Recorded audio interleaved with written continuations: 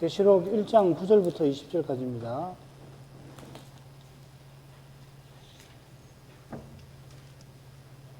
나 요한은 너희 형제요 예수의 환난과 나라와 참음에 동참하는 자라. 하나님의 말씀과 예수의 증거를 인하여 반모하는 섬에 있었더니 주의 날에 내가 성신에 감동하여 내 뒤에 나는 나팔 소리 같은 큰 음성을 들으니 가로되 너 보는 것을 책에 써서 에베소, 스무나, 버가모, 두아디라, 사도에, 빌라델비아, 라우디게아 7 교회에 보내라 하시기로 몸을 돌이켜 나더러 말한 음성을 알아보려 하여 돌이킬 때에 7 금 촛대를 보았는데 촛대 사이에 인자 같은 이가 발에 끌리는 옷을 입고 가슴에 금띠를 띠고 그 머리와 털의 희게가 흰 양털 같고 눈 같으며 그의 눈은 불꽃 같고 그의 발은 풀무에 단련한 빛난 주석 같고 그의 음성은 많은 물소리와 같으며 그 오른손에 7 별이 있고 그 입에서 좌우에 날선 곰이 나오고 그 얼굴은 해가 힘있게 비치는 것 같더라. 내가 볼 때에 그 발 앞에 엎드려 저 죽은 자같이 되며 그가 오른손을 내게 얹고 가라사대 두려워 말라. 나는 처음이요 나중이니 곧 산자라. 내가 전에 죽었었노라. 볼지어다 이제 세스토록 살아있어 사망과 음부의 열쇠를 가졌노니 그러므로 내 본 것과 이제 있는 일과 장차 될 일을 기록하라. 내 본 것은 내 오른손에 7 별의 비밀과 7 금촛대라. 7 별은 7 교회의 사자요 7 촛대는 7 교회니라.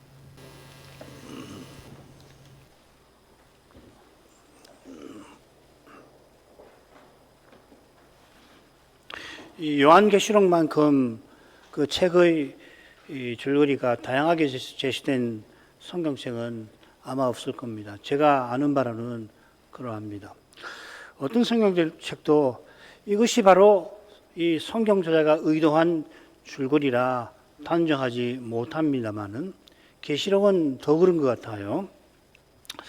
어떤 분은 계시록이 수수께끼 책이 아니라 그림책 같아서 어린아이처럼 순수한 마음으로 이 책을 읽으면은 요한의 의중을 쉽게 이해한다 합니다만은 그게 참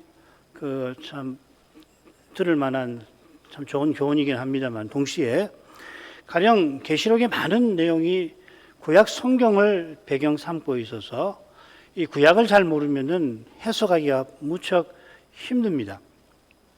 게다가 계시록이 재림까지 그리스도께서 세상을 어떻게 다스려 나가시는가 그 심오한 교훈을 사실 자체도 위대하지만은 그 내용이 심오한데 그 교훈을 전달하려고 특히 이상을 많이 사용을 하고 있습니다.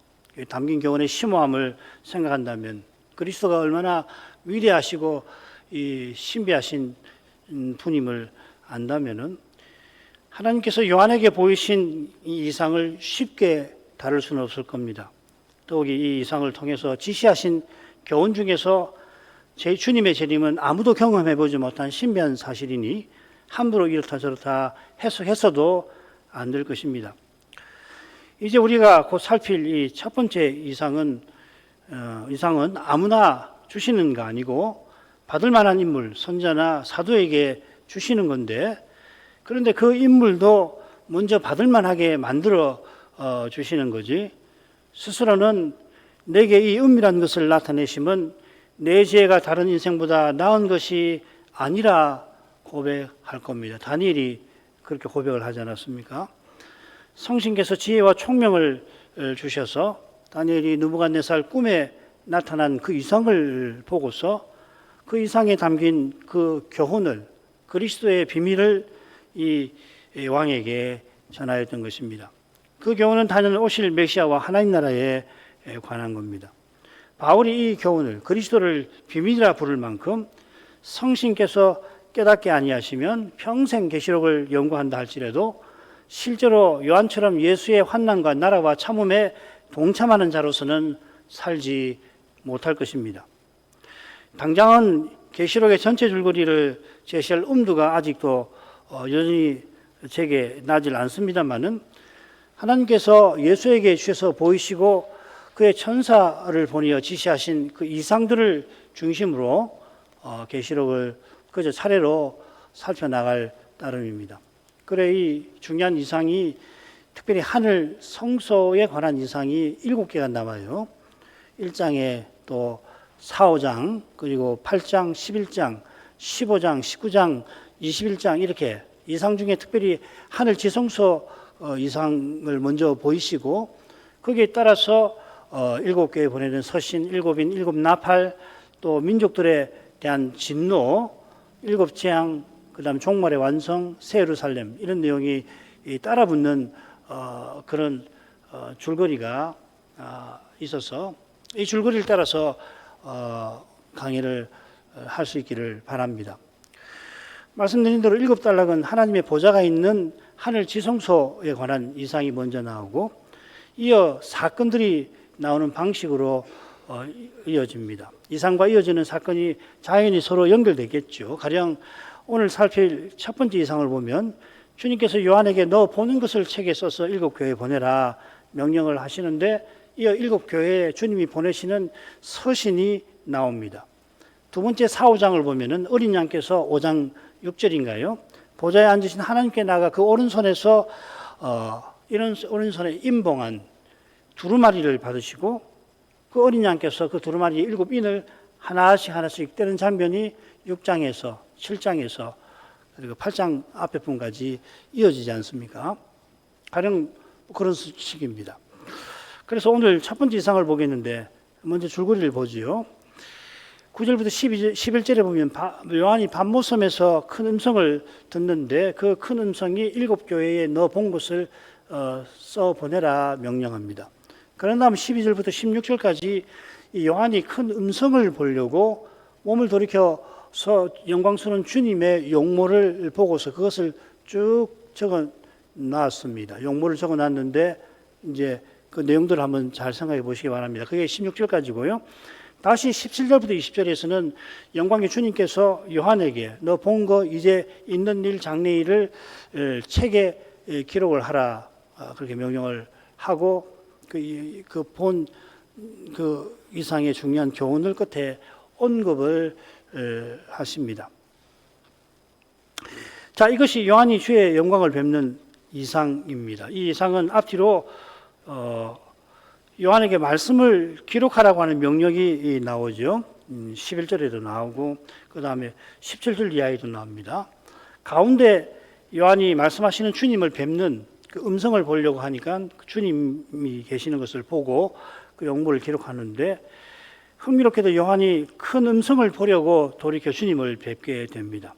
자연히 주님의 그 용모에서 주님의 음성, 주님의 입이 가운데 나올 겁니다. 둘 가운데 7 별을 주신 오른손에 7 별을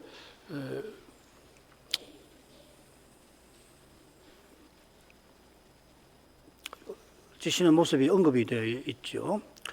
요한이 본 것이 네 본 것은 7 별의 비밀이라 말씀하십니다.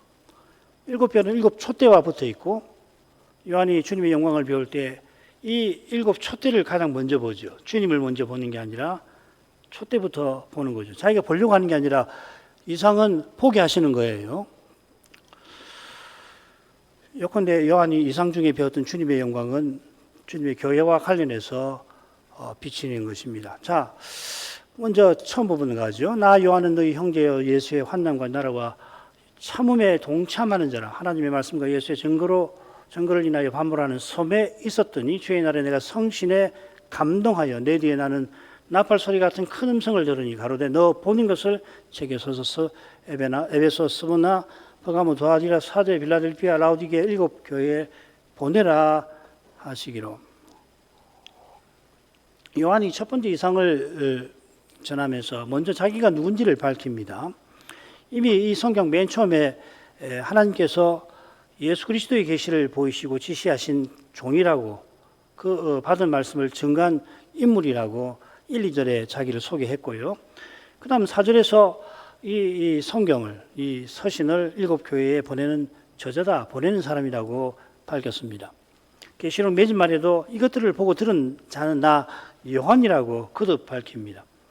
그처럼 그는 자기가 첫 번째 이상을 보고 들은 사람임을 기록하는 겁니다. 내가 보았다는 거죠. 자, 그런데 이 요한은 자기 복음서나 자기가 쓴 세 개의 서신에서 자기가 누군지를 밝히진 않아요. 이름을 밝히지 않는단 말이죠. 복음서에서는 예수의 사랑하시는 제자라고 언급을 했고, 그 다음에 세 서신, 특별히 요한 2서, 요한 3서에서는 그냥 장로라고만 그렇게 언급을 하잖아요. 그 사실에 비추어서 지금 요한계시록에서는 나 요한이라고 자기 이름을 밝힌 것이 이례적입니다. 이례적으로 자기 이름을 밝힌 이유가 있을 텐데, 그건 자기가 이상을 직접 보았다, 들었다 하는 사실과 붙어 있을 겁니다. 당시 묵시문학에 이 이상과 비슷한 환상들이 많이 나오는데, 그런 환상들은 그 저자가 창작한 것들입니다. 뭐 창작 안 했더라도 성신에 의한 신령한 감화 가운데 받은 건 아닐 겁니다. 요한은 자기가 기록한 이상은 자신이 직접 보고 들은 거다 하는 것을 강조합니다. 그래서 내가 보니 하는 표현이 계시록에 참 많이 나옵니다. 요한을 내가 보았다 하지 않고 마치 삼자로 자기를 객관해 가지고 자기를 가리켜서 그가 보았다, 또 주님이 혹은 천사가 네가 보았다, 주님께서 보았다, 이런 표현도 나오는데 3인칭으로나 2인칭으로 보았다는 것 다 빼고도 1인칭으로, 그리고 과거형으로 내가 보았다라고 하는 표현만 45번이나 나옵니다. 이건 굉장한 통계입니다. 내가 보았다고 거듭 밝힌 것처럼 이상을 본 내가 요한 자신임을 분명히 밝힌 줄 믿습니다. 그러니까 자기의 이 묵시록이 당시의 묵시 문학과 다르다라고 하는 것을 강조하는 거 아닌가 생각이 들어요. 요한은 이상을 본 자기를 너희의 형제라고 합니다. 여기 너희는 누구보다 7교회겠죠. 형제가 계시록에 예상에서 적게 나옵니다. 4번 더 나오는데, 요한처럼 말씀을 받은 종들을 가리키는 경우도 있고, 주님을 인하여 고난받는 이들을 가리켜서 형제라고 씁니다. 별로 나오지 않는데 그 용례가 다 이렇게 아주 독특합니다. 신자 일반을 가리킨다고 볼 수 있지만은 특별히 이 말씀을 인해서 고난받는 교회를 형제라고 부르고, 그 중에서 특별히 자기와 같이 말씀 전하는 사역자들을 형제라고 부르는 겁니다. 아무튼 형제라고 부르는 것은 그리스도 대하듯이 동료 사역자나 신자를 대하는 태도죠. 이 태도는 예수의 환난과 나라와 참음에 동참하는 자라고 하는 표현에서 감지됩니다. 예수의라고 소유격으로 번역을 했는데 원문은 예수 안에라고 되어 있습니다. 이걸 하면 in입니다. 아울러 나라와 환난과 나라와 참음이 셋인데 정관사 하나에 붙어 있습니다. 영어 보시면은 어려운 건 아니니까 더 하고서 세 개가 탁탁 붙어 있는 거죠. Suffering, Kingdom, Perseverance, 더에 다 붙어 있는 겁니다. 이건 요한이 참여한 것이 셋이지만 결국 하나라고 하는 걸 암시하는 겁니다. 환난과 인내가 자연스럽게 짝을 이루겠죠. 환난이 인내를 이룹니다. 환난이 인내가 연단이 소망을 이루는데 바로 거기에 하나님 나라가 이미 나타나는 거죠. 하나님 나라가 지금 여기서는 이런 신비한 방식으로 세워져 가는 겁니다. 예수께서 죽은 자 가운데서 먼저 나신 자로서 땅의 임금들의 머리 되시는데, 만왕의 왕 만주의 주이신 예수께서 주님의 형제들 들어 지금 여기서는 환난을 받고 환난 가운데 인내하여서 주님의 통치를 드러내시는 겁니다. 환난이라는 말, 큰 환난에서 나오는 성도라든지 성도들의 인내를 보라, 이런 표현이 드러나오죠. 그 나라가 예수 안에 있듯이 성도가 겪는 환난과 인내도 그러합니다. 예수님이 다메섹 도상에서 바울에겐 나는 네가 핍박하는 예수라 밝히십니다.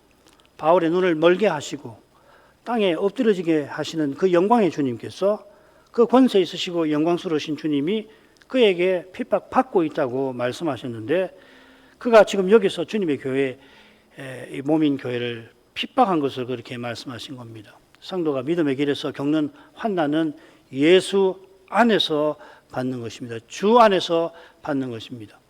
그처럼 우리가 환난 가운데서 인내하는 비결도 예수께서 그 환난에 신비하게 함께 해주시는 바로 거기 있는 것입니다. 함께 하셔서 인내하는데 동시에 그 함께 하시는 이것을 무슨 눈으로 볼 수 있는 게 아니니까요. 인생은 인내하지만은 스스로는 인내할 수 없는 그런 괴로움, 고통을 맛볼 수밖에 없는 거죠. 사도는 자기가 예수 안에서 동참하는 자라고 했습니다. 자기가 예수 안에서 환난에 참여하는데 서신받는 교회도 함께 참여하고 있다고 넌지시 밝히는 겁니다. 아시아의 7교회만 아니라 모든 참는 교회가 그러합니다. 한 교회와 신자가 예수 안에서 환난을 겪으면 그 환난은 모든 지체를 위한 환난인 것입니다. 내가 환난을 겪으면 그만큼 모든 지체가 장차 얻을 영광이 이루어져 가는 겁니다. 거기에 더하여서 심지어 이 환난은 모든 지체가 함께하는 거라고 바울은 교훈합니다. 고린도전서 12장 26절 만일 한 지체가 고통을, 이 고난과 같은 말입니다. 고난을 받으면 모든 지체도 함께 고난을 받고, 우리 몸을 들어서 설명하니까 이해하기 쉽잖아요. 우리 가시가 손에 딱 박히면은 여기만 아픈 게 아니잖아요. 온몸이 아프잖아요. 내가 아픈 거잖아요. 그런 방식으로 이 믿음의 길에서 한 신자가 받는 이 고난을 다른 사람은 모르죠. 지금 네덜란드에서 심각한 갈등이 있잖아요. 이 여성 안수 동성애 문제로 인해 가지고 교회가 분열되고 여러 교회가 이미 이탈하고 또 이탈되고 있으니까 그걸 직접 보는 그 교회, 하나님 말씀대로 계속해서 살아가려고 하는 교회와 신자가 얼마나 고통스러운데 이야기 들으니까 참 힘드시겠다 생각해보면 할수록 얼마나 힘들겠어요. 그런데 그거 어떻게 해볼 수도 없고 힘이 약하기도 하지만은 이 세상 돌아가는 판도가 점점점 그렇게 가니까 어쩔 수 없이 이 동성애를 지지하고 여성 안수를 찬동해서 총회가 그거 하나님 말씀에 어긋난다고 해도 그 총회 결정을 거부하고 우리는 갈칼라 서야 되겠다 하는 그걸 볼 때 얼마나 고통스럽겠습니까? 특별히 하나님 말씀대로 쫓아가려고 하는 그분들 말이에요. 다 헤아릴 수가 없어서 참 죄송하긴 하는데 들어도 사실은 잘 모르잖아요. 그런데 모르는 교회가 얼마나 많고 모르는 신자는 또 오죽 많겠습니까? 그런데 신비하게 주 안에서 그분들이 믿음의 길에서 고난을 겪는 것이 모든 지체가 받는 그 고난이라 이렇게 말씀하시는 거죠. 그만큼 그리스도의 몸이 하나라고 하는 것을 교훈하시는 거 아니겠어요? 그리스도 안에서 이 신비 말이에요. 이 신비는 무슨 이념으로 감지할 수 있는 것이 아니고 이 믿음으로 깨닫는 것이거든요. 자기가 믿음으로 이 고난을 받지 않으면 이게 도무지 이해가 안 되는 겁니다. 이거는.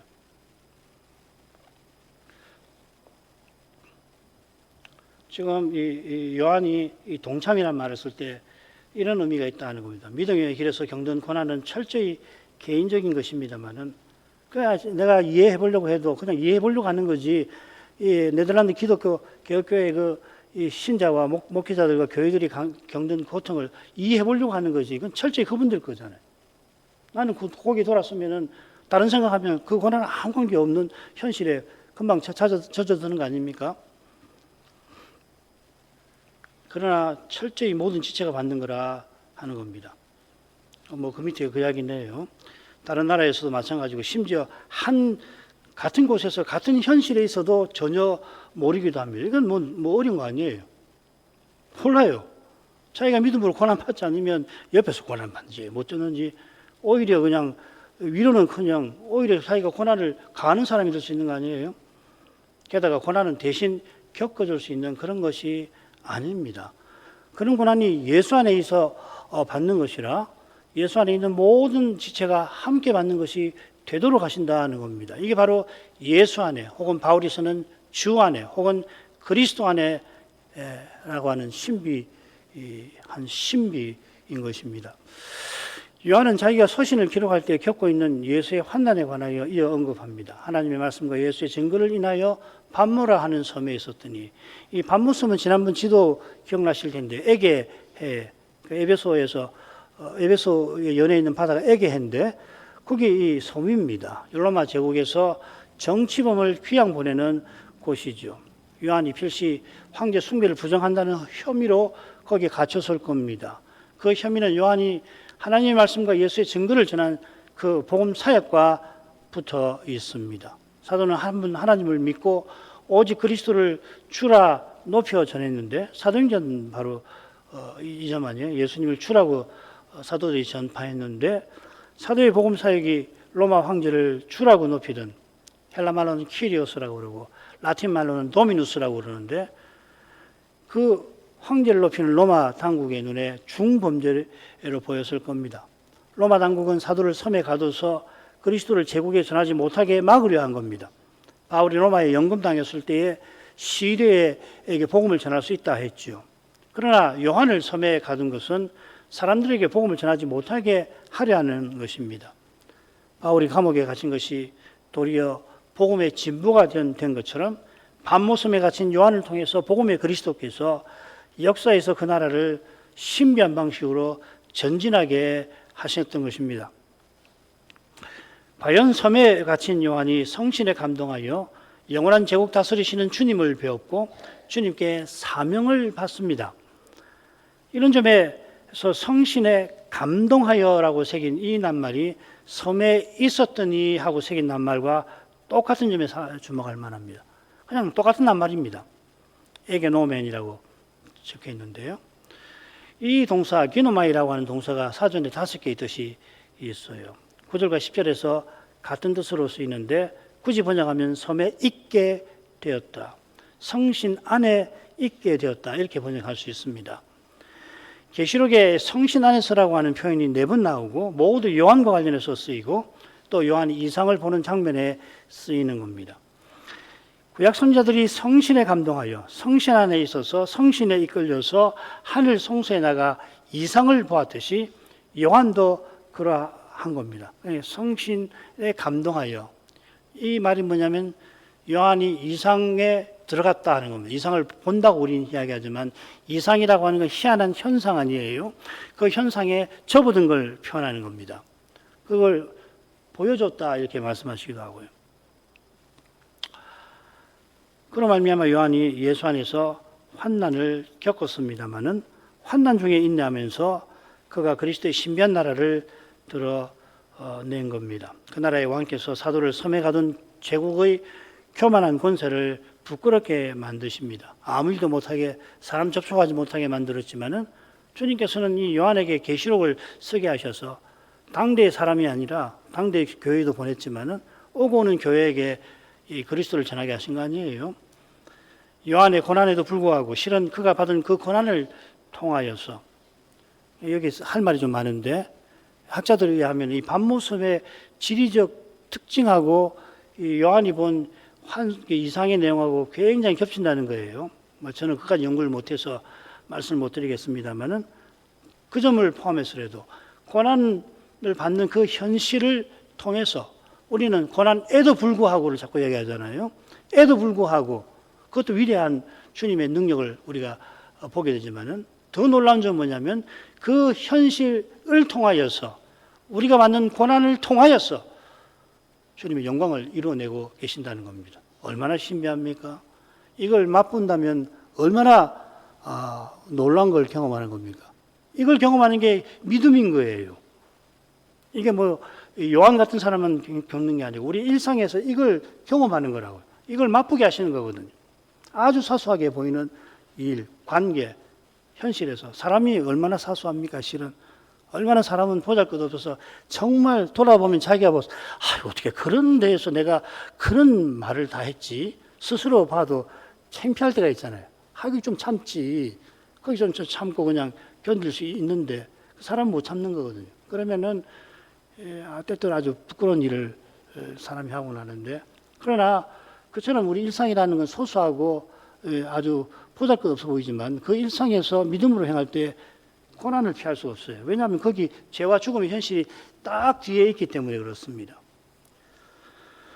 이게 그 고난받는 현실을 통하여라고 하는 겁니다. 이게 이런 깨달음에 늘 이르는 것이 아니고 이 깨달음에 이르는 과정이 너무너무 고통스러울 때가 있고 많은 실패를 맛보기도 합니다만은 이게 중요한 겁니다.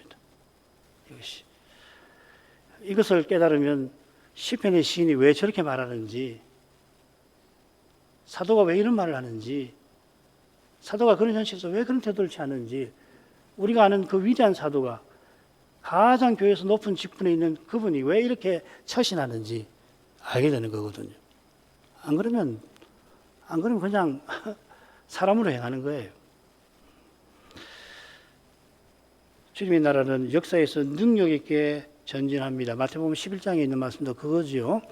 요한이 성신의 감동하심으로 주의 날에 받았습니다. 이 날은 안식 후 첫날 일요일인데 사도시대부터 주의 날이라고 불린 것을 우리가 확인할 수가 있습니다. 주께서 부활하신 날의 신약교회는 하나님을 예배하게 되었습니다.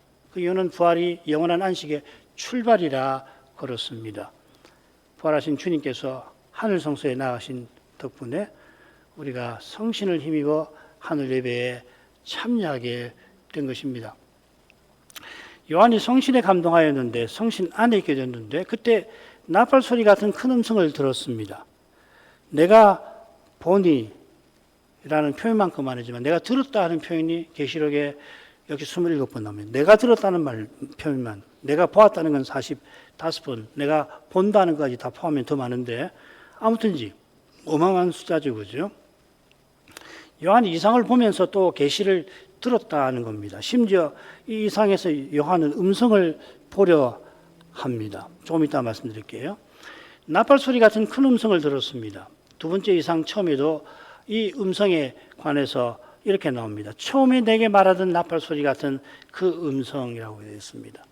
이 첫 번째 이상에서는 그 음성이 이 부활하신 승천하신 아버지 우편에 계신 그 그리스도의 음성이라는 걸 알 수가 있죠. 이 음성이 이 그리스도의 음성 같은데 나팔 소리 같은 음성이라고 묘사합니다. 이건 여러 가지 이 내용을 담고 있는데 우리가 주님을 뵙기 직전에 울릴 온 세상에 울릴 나팔 소리하고 관련될 겁니다. 그리고 8장 이하에 나오는 7 나팔과도 무관하지 않을 겁니다. 하나님의 심판, 세상을 경영해 나가시는 그 과정을 보여주는 그 나팔, 거슬러 이스라엘이 광야에서 행진할 때 불었던 그 나팔 소리와도 관련될 겁니다. 이스라엘이 거룩한 전쟁에 나설 때 나팔 소리가 여호와의 소집, 그리고 지휘, 그리고 승리를 가리켰듯이 나팔 소리 같은 큰 음성을 통해서 예수께서 어떻게 역사를 다스려서 영광스러운 승리를 거두시는지를 사도에게 알려주시는 겁니다. 이상을 통해서 보여주시는 거죠. 그죠? 요한이 들은 큰 음성은 너 보는 것을 책에 써서 에베소, 서버나, 머가모, 조가디라, 사데, 빌라델비아, 라우디게아 7교회에 보내라 합니다. 너 보는 것은 책에 쓴 것이라고 했으니 계시록 전체겠죠. 그죠?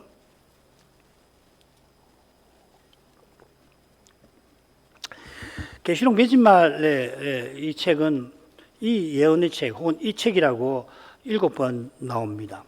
여기 너 보는 것이 짝을 이루는 셋째 부분에서 너 본 것과 이제 있는 일과 장차 될 일이라고 표현되어 있고요. 이 셋이 계시록의 내용을 세 가지로 나누는 것을 암시합니다.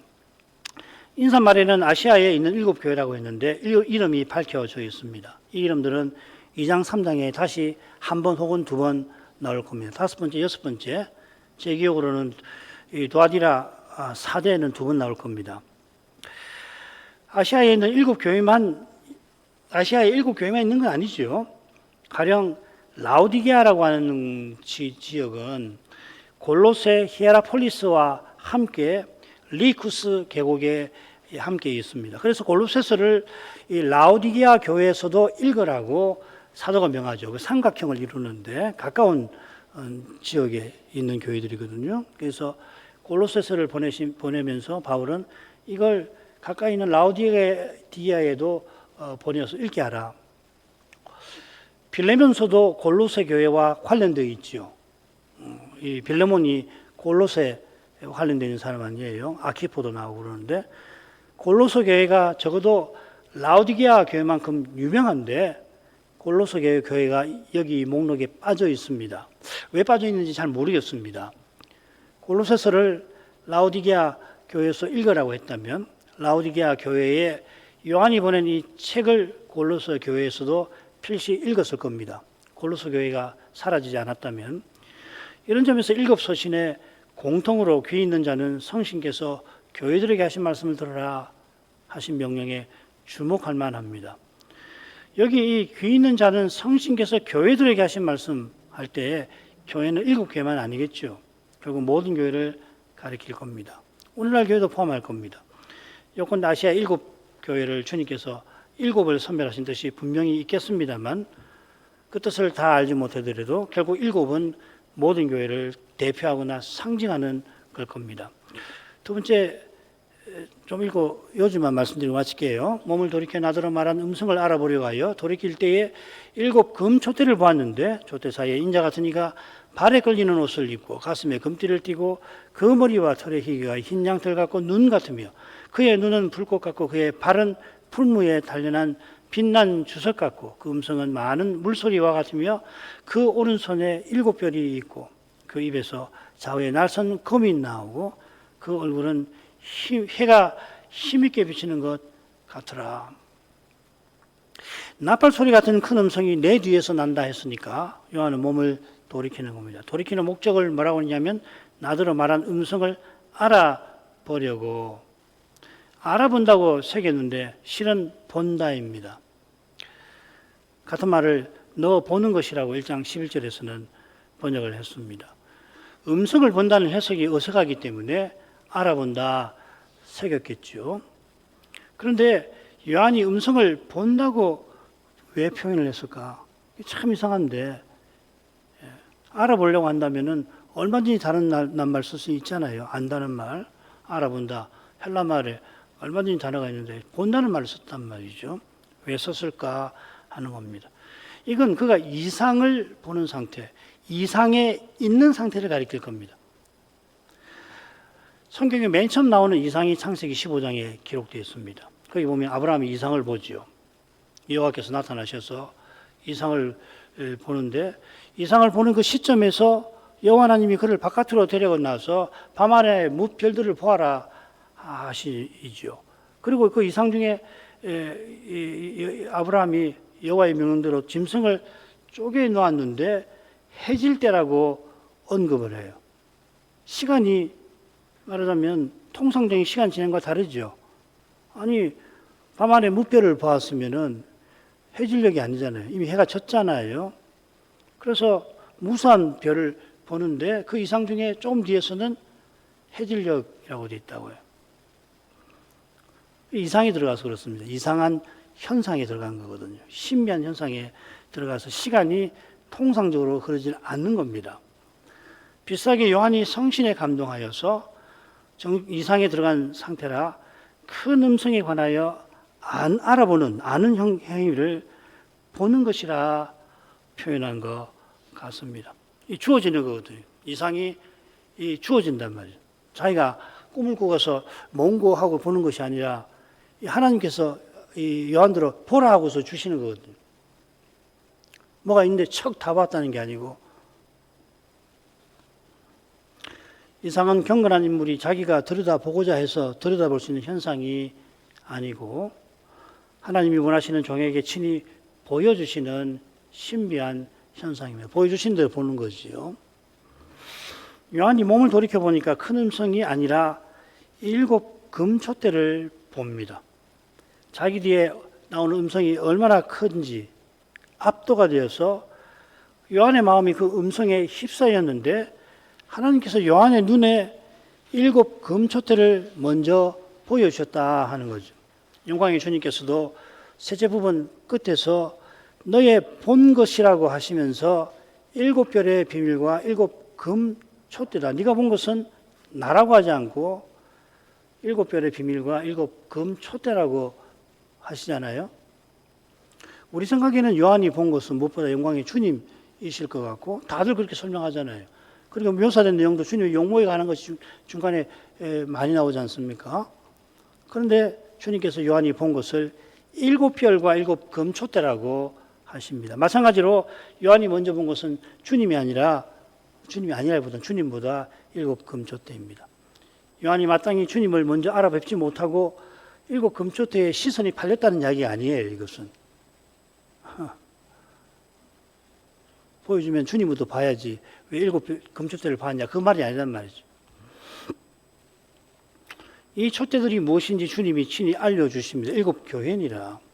주님께서 큰 음성으로 요한이 보는 것을 7교회의 책에 써보내라고 명령하시고 먼저 7교회가 금촛대인 것을 보이신 겁니다. 이어 인자 같은 이가 7 금촛대 사이에 계신 장면이 요한에게 보입니다. 서신에는 거니신다 이렇게 되어 있습니다.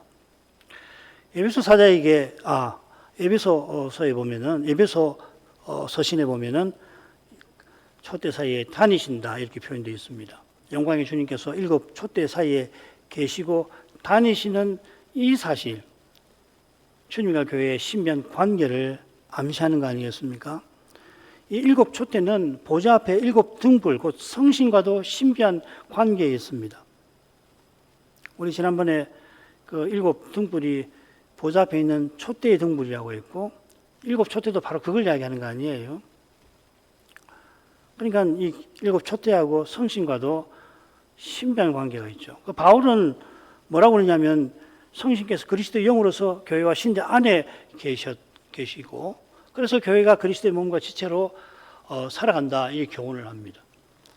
이 신비한 관계들은 부활 때 그리스도와 성신의 하나 되심, 어린 양이 7 눈을 가지신 그것과 거기서 나오는 거죠.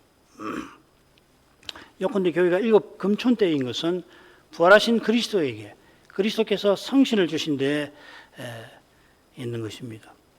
성신께서 요한에게 7 금촛대를 먼저 보이신 것은 금촛대 사이에 계시는 주님께로 요한의 눈과 생각을 이끄시기 위함입니다. 요한이 인자 같은 일을 보는데 발에 끌리는 옷을 입고 가슴에 금띠를 띠십니다. 이 용모는 다니엘 10장에 나오는 천사장과 비슷합니다. 10장 5, 6절 그때 내가 눈을 들어 바라본 적 한 사람이 세마포 옷을 입었고 허리에는 우바스 정금띠를 띠었고 그 몸은 황옥 같고 그 얼굴 번개빛 같고 그 눈은 횃불 같고 그 팔과 발은 빛난 녹과 같고 그 말소리는 무리의 소리와 같더라. 굉장히 비슷하죠. 아울러 다니엘 7장에 인자 같은 이가 나아가서 보았던 보좌 위에 앉으신 분, 영원부터 계시는 하나님과도 비슷합니다. 다니엘 7장 9절 내가 보았는데 왕자가 놓이고 옛적부터 항상 계신 이가 하셨는데 그 옷은 희기가 눈 같고 머리털은 깨끗한 양의 털 같고 그 보좌는 불꽃이요 그 바퀴는 붙는 불이며 인자 같은 이께서 나는 처음이요 나중이라 하시고 죽었다가 다시 사신 것을 말씀하신 것처럼 하나님이시며 그분은 또한 하나님의 종이시니까 그 용모도 하나님의 용모와 천사의 용모를 아울러 지니신 것 같습니다. 달리 말하면 천사와 하나님의 관계, 이 관계를 우리가 연구를 해야 될 거예요. 여호와의 사자, 구약의 여호와의 사자, 그리고 요한계시록 1장 1절에 후반부에 나오는 그의 천사를 요한에게 보내요. 그의 천사는 누굴까? 그는 누굴까? 하나님의 천사일까? 그리스도의 천사일까? 천사는 대체 어떤 존재일까? 요거와 관계되는 겁니다. 신비하죠. 특별히 이제 우리가 요한계시록에서 천사에 대해서 굉장히 많이 배우게 될 겁니다. 무지무지 많이 나옵니다. 성경에서 천사가 가장 많이 나오는 데가 계시록이고 천사의 종류도 얼마나 많은지 몰라요. 그런데 어떤 천사는 그리스도와 그리스도와 구분이 안 될 만큼 닮아 있는 그런 천사들이 나오잖아요. 그런 데서 이 천사라고 하는 영물은 어떤 존재인가를 우리가 생각해 보는 거죠. 구약의 여호와의 사자와 여호와께서 하나이심에서 분리되시는 것처럼. 자, 차차로 배울 수 있으면 배우도록 하고요.